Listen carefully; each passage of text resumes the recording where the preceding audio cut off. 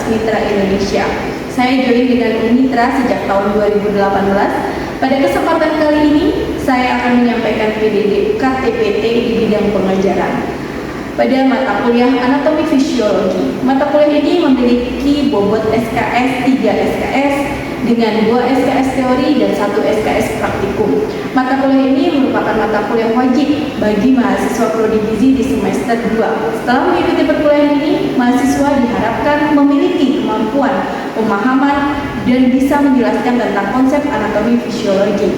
Adapun CPNK di mata kuliah ini mampu menjelaskan anatomi fisiologi sistem persyarafan dan penginderaan. Kemudian mahasiswa mampu menjelaskan anatomi fisiologi sistem pernafasan, mahasiswa mampu menjelaskan sistem anatomi fisiologi sistem sirkulasi, dan mahasiswa mampu menjelaskan anatomi fisiologi sistem pencernaan, integumen, muskuloskeletal, reproduksi baik reproduksi wanita dan reproduksi pria. Perkuliahan dilaksanakan secara tatap muka. Metode yang digunakan seperti mini lecture, case study, small group discussion, project based learning, dan skill laboratory. Mata kuliah ini memiliki 16 pertemuan, di antaranya di pertemuan ke-8 yaitu ada ujian tengah semester dan pertemuan ke-16 yaitu ujian akhir semester. Pertemuan pertama akan membahas tentang kontrak perkuliahan dan menjelaskan secara ringkas anatomi fisiologi manusia.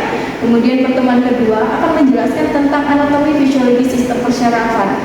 Kemudian pertemuan selanjutnya yaitu mekanisme kerja neuron. Kemudian pertemuan keempat adalah anatomi fisiologi sistem endokrin, dan pertemuan yang kelima adalah anatomi fisiologi sistem integumen. Kemudian pertemuan yang keenam adalah anatomi fisiologi sistem rangka dan otot.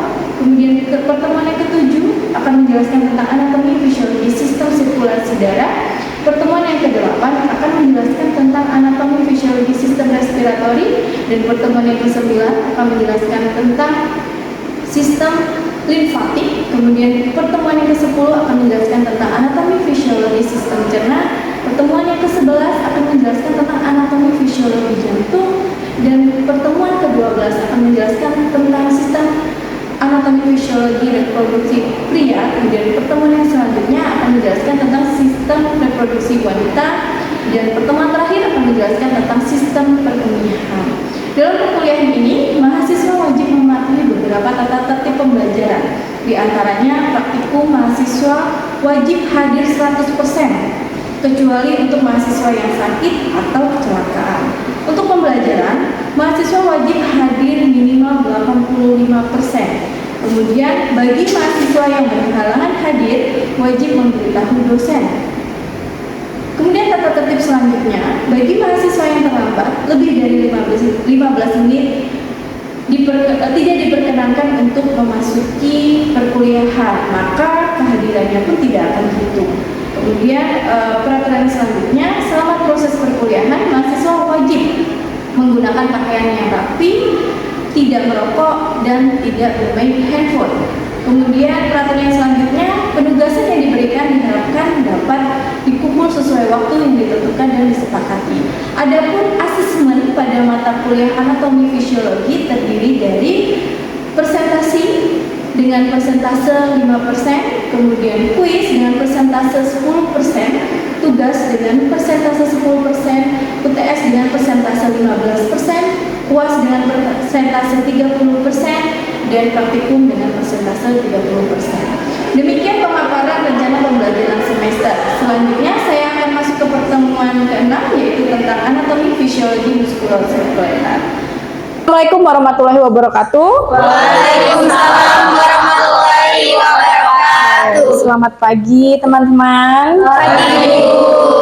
Bagaimana kabarnya pada pagi hari ini? Sehat? Sehat, alhamdulillah. Oke, selamat datang di mata kuliah anatomi fisiologi. Pada pertemuan kita yang ke-6, kita akan mempelajari anatomi fisiologi sistem muskuloskeletal ya.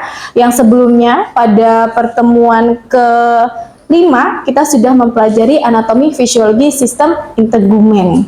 Ya, sebelumnya review sebentar tentang anatomi sistem integumen. Untuk memperlancar kegiatan kita pada pagi hari ini, mari kita berdoa terlebih dahulu. Untuk ketua kelas silahkan dipimpin untuk berdoa terlebih dahulu. Baiklah, untuk memulai Perkuliahan kita pada hari ini, alangkah baiknya kita berdoa menurut kepercayaan kita masing-masing. Berdoa mulai.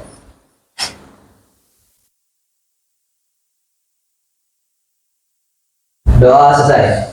Baik, terima kasih untuk ketua kelas kita. Baik, semoga kegiatan kita pada pagi hari ini lancar ya. Oke, sebelumnya ada yang tidak masuk? Ada masuk semua. Oke, silakan diisi presensinya terlebih dahulu. Kita akan membahas tentang anatomi fisiologi muskuloskeletal. Baik, sebelum kita mulai di pertemuan ke-7 ini, sebelumnya kita sudah mempelajari anatomi fisiologi sistem integumen ya. Sebelumnya saya akan mereview terlebih dahulu apa sih yang dimaksud anatomi fisiologi sistem integumen. Ada yang masih ingat mata kuliah kita minggu lalu? Sistem integumen lapisan jaringan yang terdapat pada bagian luar yang menutupi bagian Baik, benar sekali bahwa sistem integumen ini adalah lapisan jaringan yang terdapat pada bagian luar yang menutupi dan melindungi bagian permukaan tubuh. Seperti apa saja? Terdiri dari epidermis, kemudian dermis, hipodermis, kelenjar terkait, rambut, dan kuku ya. Oke, untuk minggu depan kita akan mempelajari anatomi fisiologi sistem peredaran darah dan jantung. Silakan untuk minggu depan dipelajari. Oke, untuk minggu ini pada pertemuan ke-7 ini kita akan membahas tentang muskuloskeletal. Ada yang tahu apa sih muskuloskeletal? Apa muskuloskeletal? Muskuloskeletal atau sistem rangka. Ada yang tahu? Sudah dibaca materi sebelumnya?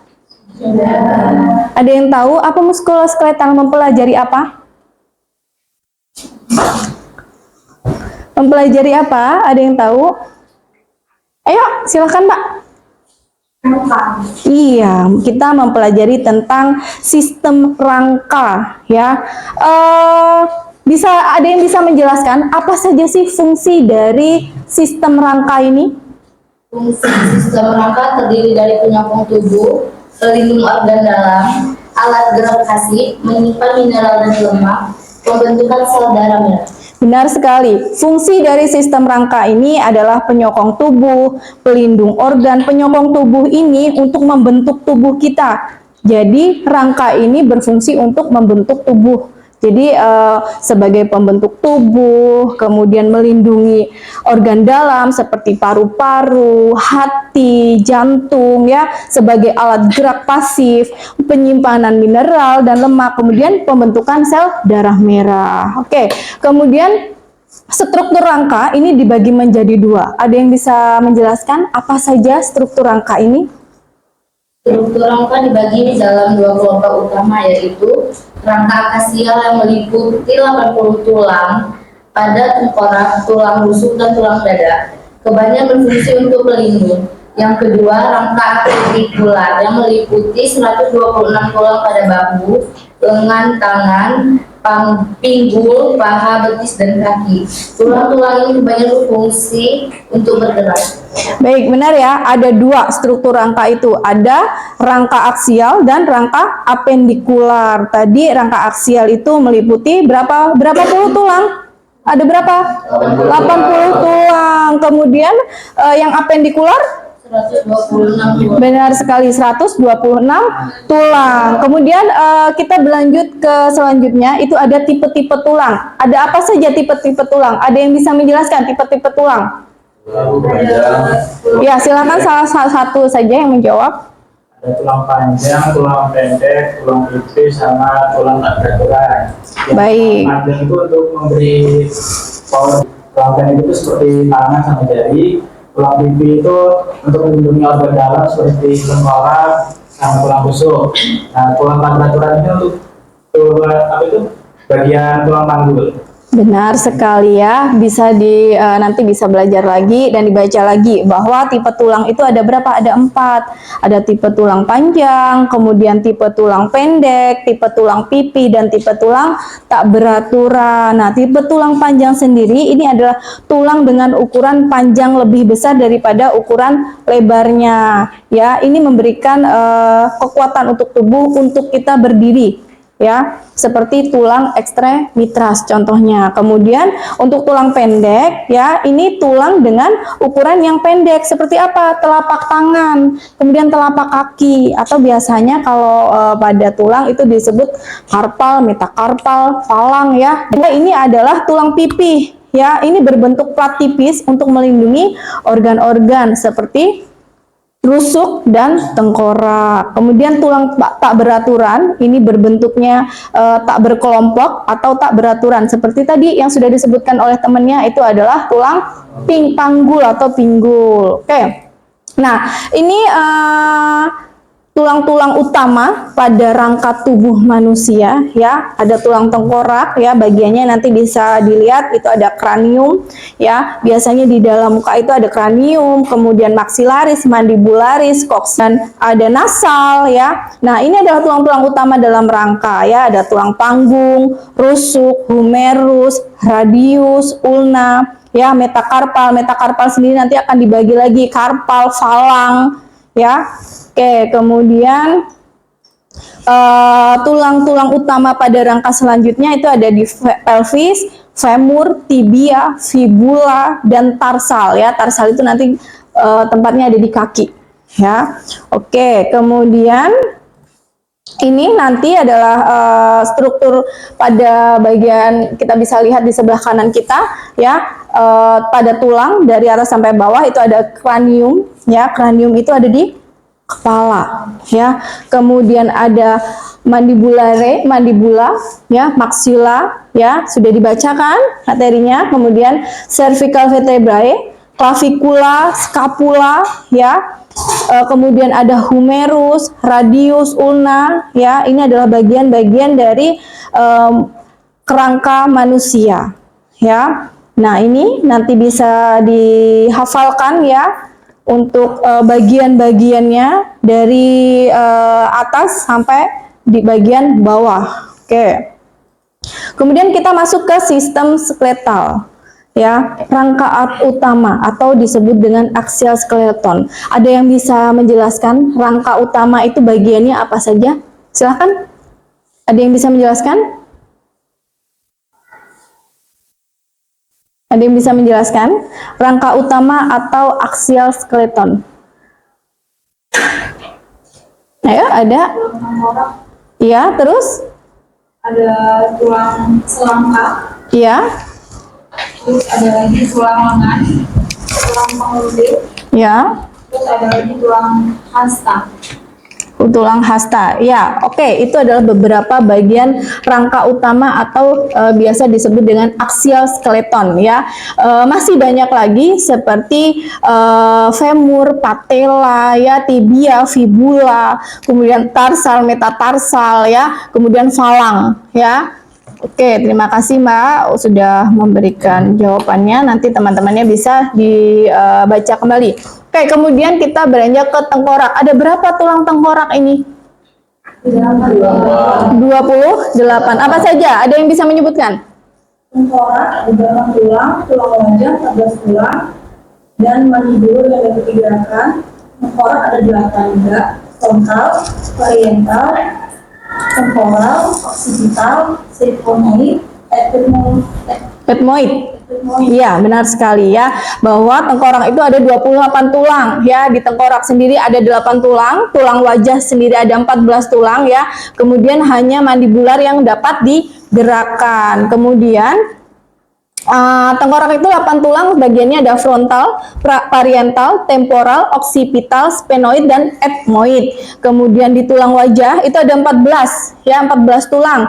Mandibula, maxilla, palatin, zygomatic, lacrimal, nasal, cognae, dan vomer ya. Oke, kemudian tulang belakang ya. Ada yang bisa menyebutkan bagian-bagian dari tulang belakang? Ada yang bisa menyebutkan? Ini menjawab seperti anterior, posterior, dan vertebral, vertikal, dan vertikal orvatur, Ya. intervertebral ridge, intervertebral foramen, lumbar vertebra, lumbar curvatur, sacrum, coccyx. Sacrum coccyx ya. Oke, tadi bagian-bagian dari tulang belakang itu ada anterior dan posterior ya. Di anterior sendiri ada vertikal, vertebral, kemudian cervical, kemudian ada vertebra ya. Kemudian di bagian posteriornya ada cervical curvatur ya. Di cervical curvatur itu ada konkav ya, kemudian 7 vertebrae. Kemudian di thoracic curvatur itu ada convex, kemudian ada 12 vertebrae. Kemudian lumbal curvatur itu ada konkav, kemudian ada 5 vertebrae. Kemudian ada sacrum dan coccyx ya. Oke, nah ini ada kemudian ada bagian-bagian anteriornya, kemudian ada bagian posteriornya ya.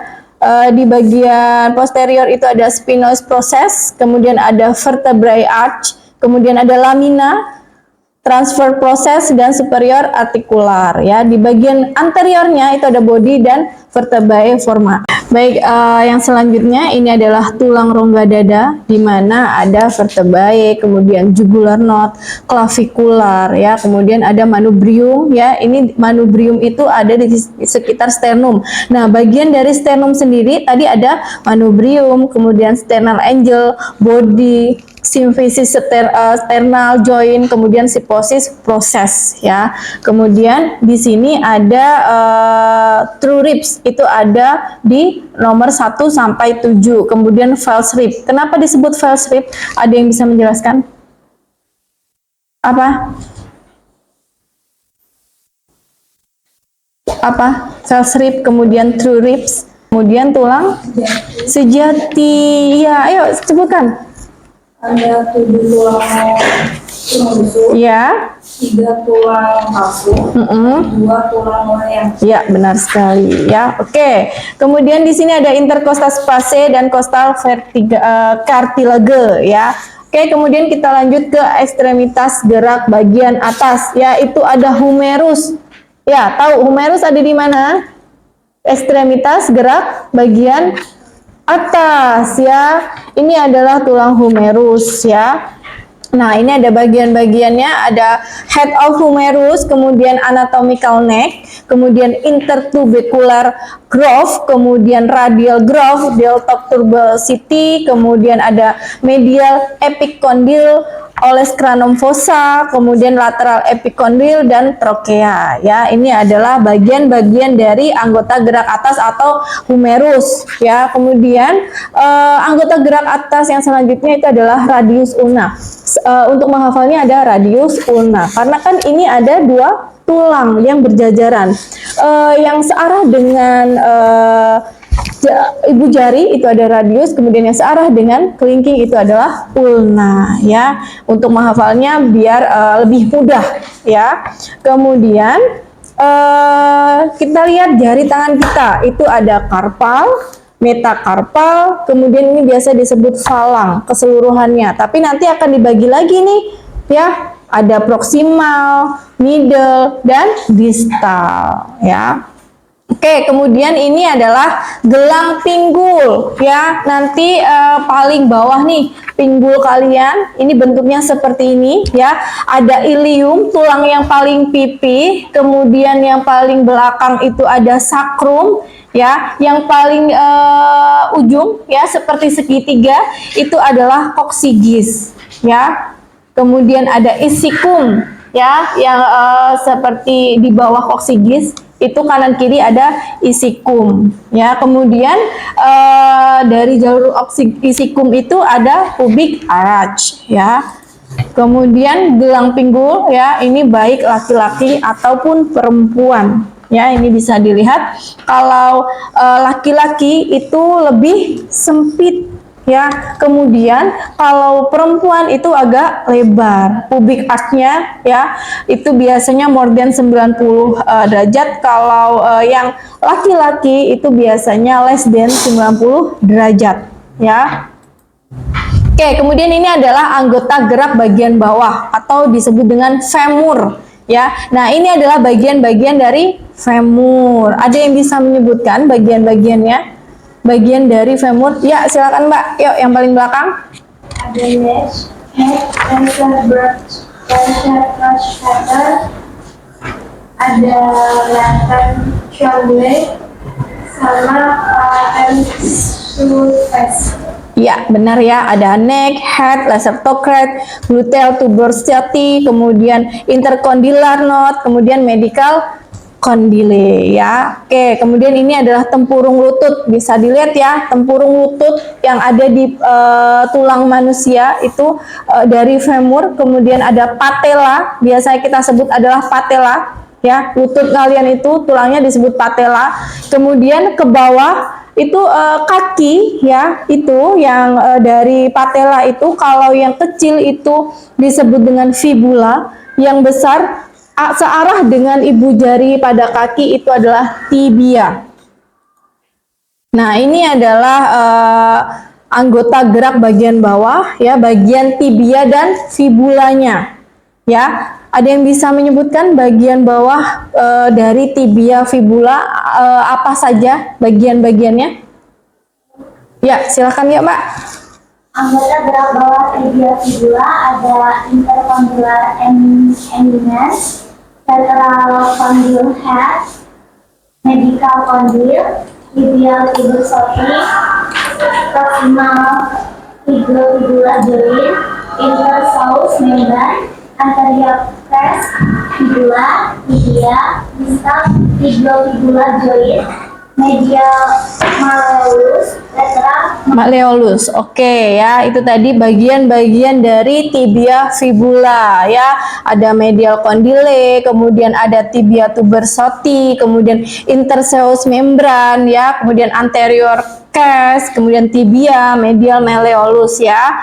Oke, kemudian kita lanjut ke tarsal, metatarsal dan falang ya, itu jari-jari kita. Nah, yang kita lihat saat ini adalah bagian kaki, jari-jari kaki ya. Itu ada palang distal, middle, kemudian proximal, metatarsal ya, kemudian tarsal lateral, kemudian cuboid dan calcaneus ya. Kemudian di sebelah kiri kita lihat yang paling panjang ya, searah dengan ibu jari, itu ada medial cuneiform, kemudian intermediate cuneiform, navicular dan talus ya.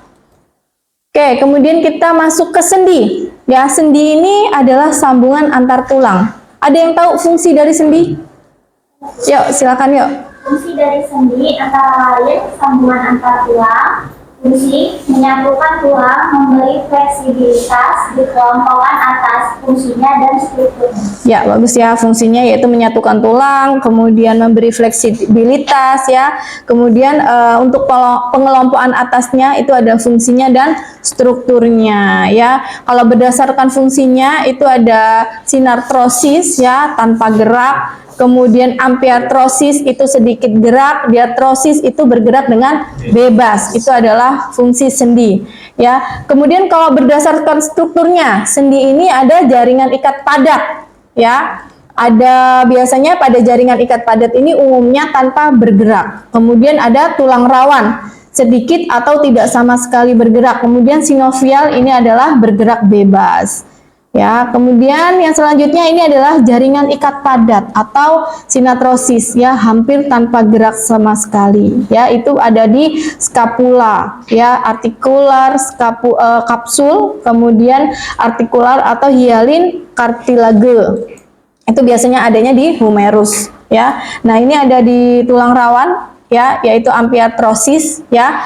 Itu ada di fibrocartilage, kemudian ada di vertebrae, pubis dan fibrocartilage ya. Oke, kita sudah sampai di akhir materi kita. Bagaimana pertemuan kita pada pagi hari ini? Ada yang ditanyakan, teman-teman? Cukup? Sudah mengerti? Sudah. Oke, kalau sudah mengerti, silahkan kerjakan tugasnya ya. Untuk minggu depan kita akan mempelajari anatomi fisiologi sistem pencernaan. Ya, silahkan dipelajari, kemudian tugasnya silahkan nanti dikumpulkan deadline-nya di minggu depan sebelum kita melakukan perkuliahan anatomi fisiologi sistem pencernaan. Baik, saya ucapkan terima kasih yang sudah hadir pada mata kuliah anatomi fisiologi di materi anatomi fisiologi muskuloskeletal. Jangan lupa dikerjakan tugasnya. Sampai bertemu di pertemuan minggu depan. Saya akhiri, wassalamualaikum warahmatullahi wabarakatuh. Waalaikumsalam warahmatullahi wabarakatuh.